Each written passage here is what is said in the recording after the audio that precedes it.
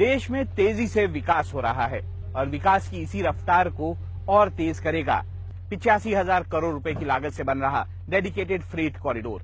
मेरे पीछे new track construction machine को आप देख सकते हैं, जो एक दिन में 1.5 किलोमीटर से ज्यादा रेल ट्रैक बिछा सकती है और इसी के जरिए साकार हो रहा है डेडिकेटेड फ्रेट कॉरिडोर का सपना।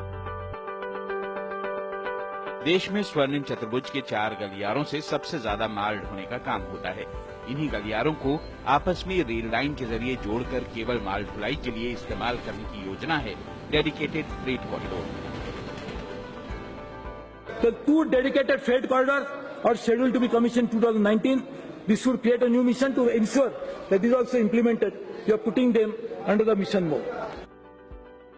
डेडिकेटेड फ्रेट कॉरिडोर के तहत पूर्वी गलियारे में पंजाब में लुधियाना से पश्चिम बंगाल में डानकुनी तक 1839 किलोमीटर रेल लाइन बिछाई जा रही है, तो पश्चिमी गलियारे में महाराष्ट्र में मुंबई JNPT से उत्तर प्रदेश के दादरी तक 1500 किलोमीटर रेल लाइन का काम चल रहा है। ये दोनों गलियारे 9 राज्यों, 60 जिलों और 2500 गांवों से होकर गुजरेंगे। Dedicated freight corridor, once completed, will be one of the best examples of Make in India mission, which is the dream of our Honorable Prime Minister of India. इस गलियारे पर चलने वाली मालगाड़ियों में 15,000 टन के एक के ऊपर एक कंटेनर रखकर माल ढोने की क्षमता रहेगी। हर गाड़ी 500 ऐसे कंटेनर ढो पाएगी, जिससे माल ढोने की क्षमता में बेहद बढ़ोतरी होगी। अब तक माल ढुलाई के लिए सड़क मार्ग पर ज्यादा जोर रहता था।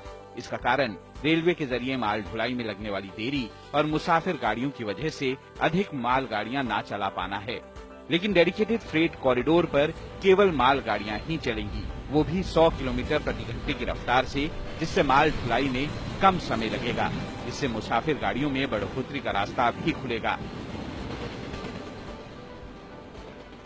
Most of our freight which is on eastern side will shift to eastern dedicated freight corridor, and the freight of container traffic which is going to JNPT port will shift to western freight corridor. Both these corridors will be of total length of 3,300 kilometers.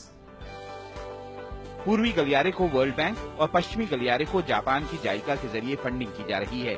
इसे बनाने के लिए America और अन्य देशों से मंगाई गई NTC यानी न्यू ट्रैक कंस्ट्रक्शन मशीन और मोबाइल फ्लैश बट वेल्डिंग मशीनों के जरिए काम बेहद तेजी से पूरा किया जा रहा है।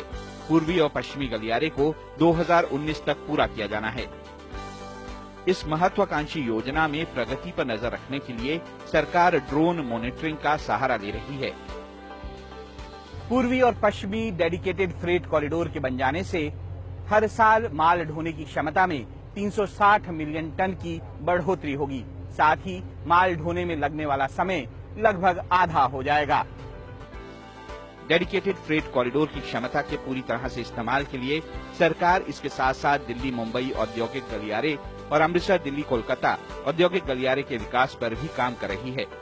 फ्रेट कॉरिडोर के साथ साथ औद्योगिक विकास से देश की प्रगति को और बल मिलेगा। राहुल महाजन, DD न्यूज।